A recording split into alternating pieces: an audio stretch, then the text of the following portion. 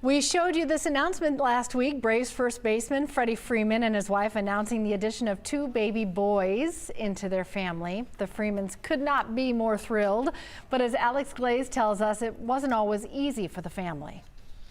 The Freemans like to call them twins with a twist. Quite hectic in the Freeman household. That made number 5's family a family of 5. I've always said I've wanted a big family. Freddie Freeman arrived at spring training after an offseason filled with awards and newborns.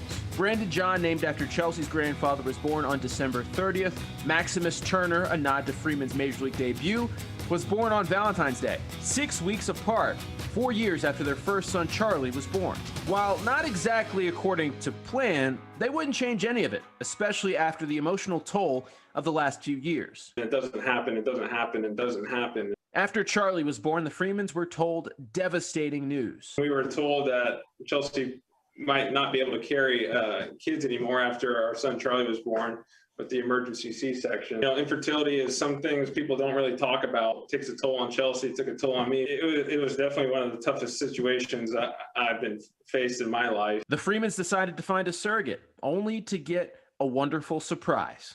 9 days before embryo transfer, Chelsea, I come home from workout and Chelsea tells me she's pregnant, and I was like, just shocked. Not something we were expecting at all, but it's everything you want and more. Just like never being content on the diamond, Freddie says this is just the beginning. We definitely want to have a girl, so kids are not done in our future, so Sprinter van is going to be coming in my horizon, I think.